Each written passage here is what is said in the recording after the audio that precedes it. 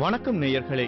டெல்லி சட்டசபை தேர்தலில் முதன்முறையாக போட்டியிடும் தேமுதிக வேட்பாளர்களுக்கு டெல்லி வாழ் தமிழ் மக்கள் மட்டுமின்றி தென்னிந்தியாவில் இருந்து இடம்பெயர்ந்துள்ள மக்களும் தங்கள் ஏகோபித்த ஆதரவை அளித்து வருகிறார்கள். கால்காஜி, மால்வியா நகர் ஆகிய தொகுதிகளில் போட்டியிடும் தேமுதிக வேட்பாளர்கள் தமிழர் பகுதிகள் மட்டுமின்றி அனைத்து பகுதிகளிலும் வீடு வீடாக சென்று ஓட்டு வேட்டையாடி வருவது குறித்தும், டெல்லி தேர்தலில் போட்டியிடும் அங்குள்ள அரசியல் கட்சிகள் தமிழர்களை திரும்பி பார்க்க வைத்துள்ள நமது கேப்டனுக்கு டெல்லி வாழ் தமிழ் மக்கள் நன்றி தெரிவித்து பாராட்டி உள்ளது குறித்தும் இன்றைய நிகழ்வுகளில் பார்க்கலாம்.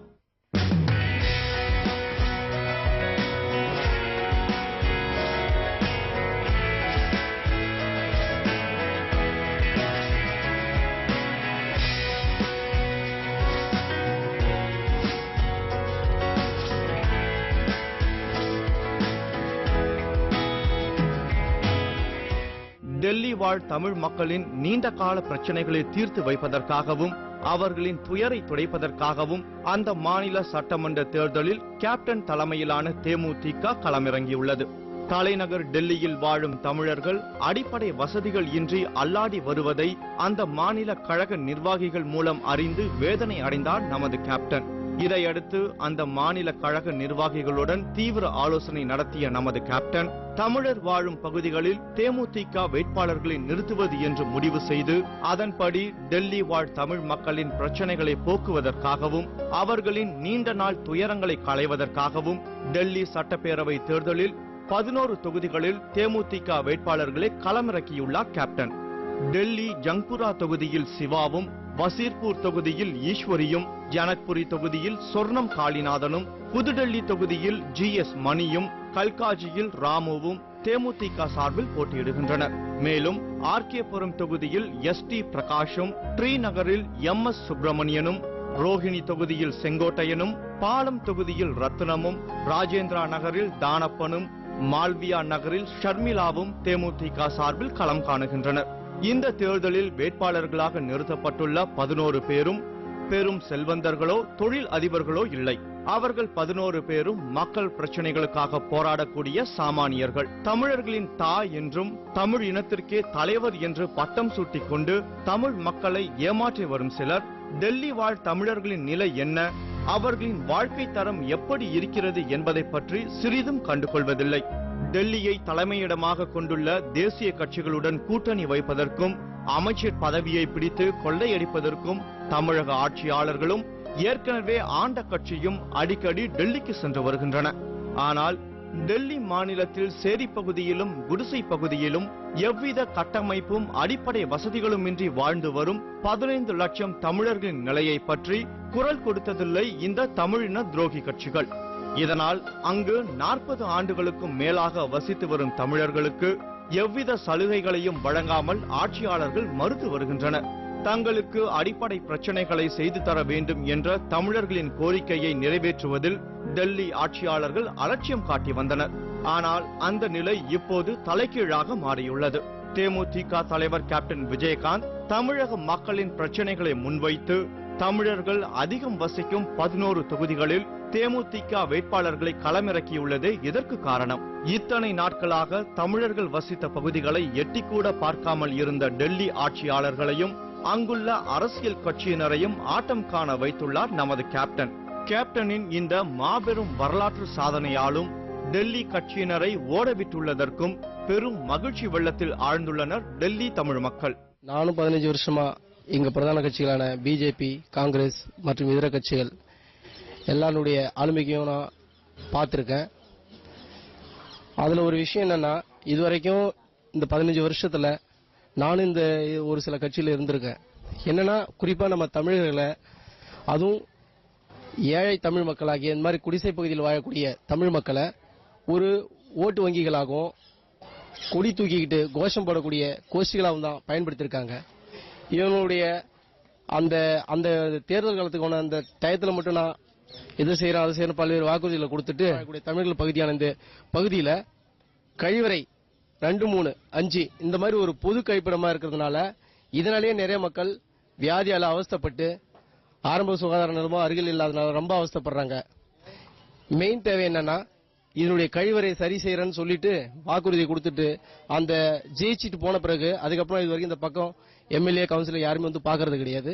இது பலவிதமான குறைகள். நம்ம தமிழ் மக்கள் போனாலும் யாரும் காது கொடுத்து கேட்கல. ஆனா முதன்முறையா நம்முடைய தமிழகத்தின் விடிவெள்ளி, நாளைய முதல்வர், நம்முடைய தலைவர் கேப்டன் அவர்கள் இங்க பலமுறை டெல்லிய வாசம் செய்தோம். தமிழருடைய கோரிக்கைகளை நிறைவேற்றுறதுக்காக பல்வேறு குடிசை பகுதியில் பார்வையிட்டு குடிசைகளை விசிட் பண்ணி, அதனால இதுக்கு ஒரே ஒரு தீர்வு என்னன்னா, நம்முடைய தமிழகத்தின் கட்சி நிறைய பேர் இருக்காங்க. நிறைய திமுக, அதிமுக போன்ற கட்சிகளுடைய எம்பிக்கள், எம்எல்ஏக்கள் யாரு வந்தா கூட யாரும் இந்த தமிழுக்காக கவலைப்படுறதா தெரியல. இந்த ஏரியா பகுதி இது வரைக்கும் வந்து விசிட் பண்ணதே கிடையாது. எனவே நம்முடைய கேப்டன் அவர்கள் இதுக்கு ஒரே தீர்வு என்னன்னு நினைச்சு பார்த்திருக்காரு.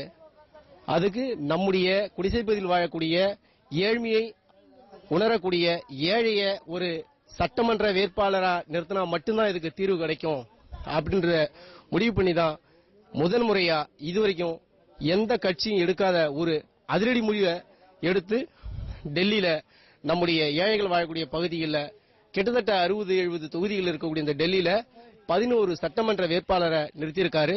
அதுக்காக நம்முடைய தேசிய முற்போக்கு திராவிட கழகத்துக்கு எங்களுடைய ஆதரவு எல்லாத்தையும் கொடுப்போம். காங்கிரஸ், பாஜக இரு கட்சிகளின் கடும் போட்டிக்கு இடையே டெல்லி சட்டமன்ற தேர்தலில் களம் கண்டுள்ளது தேமுதிக. டெல்லியில் தமிழர்கள் அதிகம் வாழும் ஜங்புரா, ஆர்கேபுரம், கல்காஜி, மால்வியா நகர், பாலம், ஸ்ரீநகர் உள்ளிட்ட 11 தொகுதிகளிலும் தேமுதிக வேட்பாளர்கள் தீவிர வாக்கு சேகரிப்பு பணியில் ஈடுபட்டுள்ளனர். அவர்களுக்கு செல்லும் இடமெல்லாம் மக்கள் உற்சாக வரவேற்பு அளித்து வருகின்றனர். இதனால் டெல்லி மாநில தேர்தலில் தேமுதிக வேட்பாளர்களை எதிர்த்து போட்டியிடும் செல்வந்தர்களும் கோடீஸ்வரர்களும் கலக்கமடைந்துள்ளனர். தோல்வி பயத்தில் உள்ள காங்கிரஸ் மற்றும் பாஜகவினர் தேமுதிக வேட்பாளர்களை வாபஸ் பெற சொல்லி மிரட்டினார்கள். ஆனால் அவர்களின் மிரட்டலுக்கு அஞ்சாத நமது கேப்டனின் படை தங்கள் தொகுதிக்குட்பட்ட பகுதிகளுக்கு மிகவும் துணிச்சலுடன் சென்று மக்கள் பிரச்சனைகளை கூறி வாக்கு சேகரித்து வருகிறார்கள். கேப்டன் தலைமையிலான தேமுதிக களமிறங்கும் கால்காஜி தொகுதி பற்றிய நிலவரத்தை இப்போது பார்க்கலாம். ஸ்ரீனிவாஸ்புரி, ஈஸ்ட் ஆஃப் கைலாஷ், கோவிந்த்புரி, கால்காஜி ஆகிய 4 மண்டலங்களை உள்ளடக்கியதுதான் கால்காஜி தொகுதி. இந்த தொகுதியில் மொத்த வாக்குகள் 1,43,000 ஆகும்.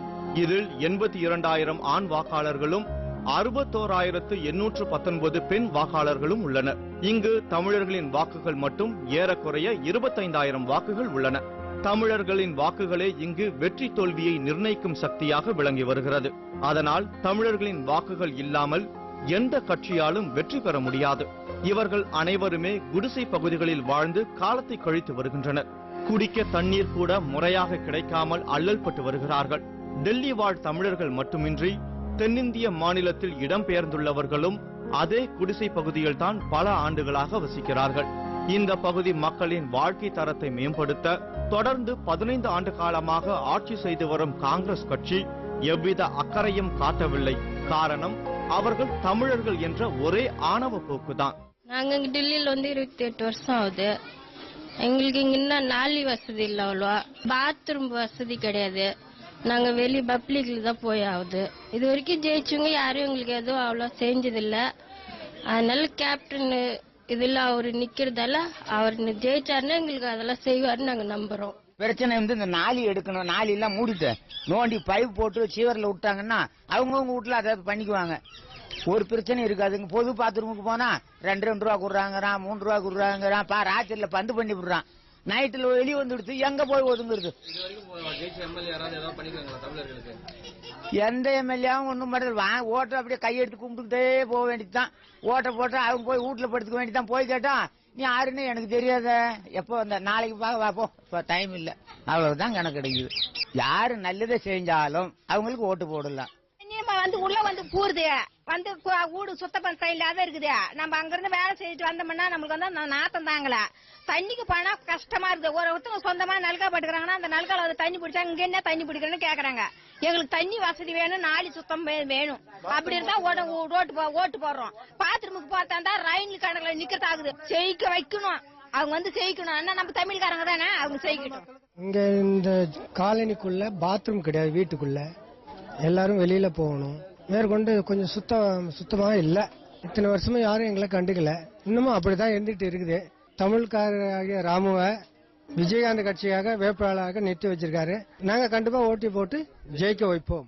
தேர்தல் வரும் நேரத்தில் மட்டுமே இந்த பகுதிகளில் வாழும் மக்களின் ஞாபகம் வரும் டெல்லி அரசியல்வாதிகளுக்கு. தேர்தல் நேரத்தில் பணத்தை கொடுத்து ஓட்டுகளை பெற்றுவிடலாம் என்ற டெல்லி அரசியல்வாதிகளின் கனவு தேமுதிக வேட்பாளர்கள் மூலம் தகர்ந்துள்ளது. தமிழர்களுக்கு ஆதரவு கொடுக்க யாரும் இல்லை என்று எண்ணிக்கொண்டு ஆட்டம் போட்டு வந்த டெல்லி அரசியல் கட்சிகளுக்கு கேப்டன் விஜயகாந்த் பெரும் நெருக்கடியை ஏற்படுத்தியுள்ளார். தமிழர்களின் பேராதரவுடனும் கேப்டனின் துணையுடனும் கால்காஜி தொகுதியில் தேமுதிகவின் வெற்றி வேட்பாளராக ராமு போட்டியிடுகிறார். தேமுதிகவின் களப்பணியாளரான இவர் இந்த தொகுதியில் வசிக்கும் தமிழ் மக்களின் பிரச்சனைக்காக பல்வேறு கட்ட போராட்டங்களை முன்னின்று நடத்தியிருக்கிறார். வசதி வாய்ப்பு பெரிய அளவுக்கு இல்லை என்றாலும் அங்கு வசிக்கும் தமிழர்களுக்கு ஒரு பிரச்சனை என்றால் முதல் ஆளாக நின்று குரல் கொடுக்கக்கூடியவர் என்பதால் அவருக்கு தமிழ் மக்களிடம் பெரும் வரவேற்பு கிடைத்து வருகிறது. அத்துடன் தென்னிந்திய மாநிலத்தில் இருந்து டெல்லியில் வாழும் மக்களும் கேப்டன் நிறுத்தியுள்ள வேட்பாளருக்கே தங்கள் ஆதரவு என்று உறுதியுடன் தெரிவித்துள்ளனர். நம்ம தமிழ் வேட்பாளருக்கு அவங்களுக்கு தான் டெல்லியில நாங்க தமிழர்களுக்குன்னு ஓட்டு போட இருக்கிறோம். அவங்க ஏதாவது நம்ம தமிழர்களுக்காக முக்கியமா ஏதாவது செய்வாங்கன்ற நம்பிக்கை எங்களுக்கு இருக்கு. எங்களுக்கு நிறைய பிரச்சனை இருக்கு. பாத்ரூம் பிரச்சனை, ஒரு அசுத்தமா இருக்கு, நல்லா இல்ல, நாலி பிரச்சனை எல்லாம் இருக்கு. அதெல்லாம் தமிழர்களுக்காக தமிழர்கள் தான் முன் கரெக்டா செய்வாங்க. தமிழ் மக்களோட பாசம் அவங்களுக்கு தான் தெரியும், தமிழர்களோட எண்ணங்கள். இங்க வர நார்த் இந்தியன்லாம் யாரும் அந்த மாதிரி செய்ய மாட்டாங்க.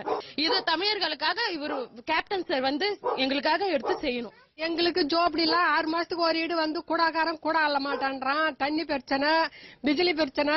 பிஜிலி எங்களுக்கு 3000 4000 வருது ஒரு ஜொக்கில. நாங்க எப்படி அதை கட்டுறது? நாங்க 2000க்கு கூலி வேலை செய்யறோம், வீட்டு வேலை செய்யறோம். நாங்க அதெல்லாம் எப்படி நாங்க பாக்குறது? அதெல்லாம் எந்த கவர்மெண்ட் கேக்குது? ஓட்டு கேக்குறாங்க, நாங்க குடுக்கறோம், அவ்வளவுதான். இத்தனை வருஷமா எங்களுக்கு ஜோப்படியும் கொடுத்தது இல்ல, இத்தனை வருஷமா இங்க சுத்தமும் பண்ணது இல்ல. நாளை சுத்தம் கிடையாது, கரண்ட் பில் அதிகமா கட்ட வேண்டியதா வருது. ஓட்டு போட்டு புண்ணியம் கிடையாது. இவங்க நின்று எங்களுக்கு நல்லதா செய்யணும். பாத்ரூம் கிடையாது, ரொம்ப கஷ்டம். வெளியே போறதுக்கு ரொம்ப இதா இருக்குது. இங்க இருக்கிறவங்க யாரும் எங்களுக்கு உதவி செய்யற மாதிரி இல்ல. 25 வருஷமா இருக்கிறோம், எதுவும் உதவி செய்யற மாதிரி கிடையாது. தமிழ்காரங்க நிக்கிறாங்க, அவங்களுக்கு நாங்க ஓட்டு போடுவோம், ஜெயிக்கணும். இடைவேளைக்கு பிறகு நிகழ்வுகள் தொடரும்.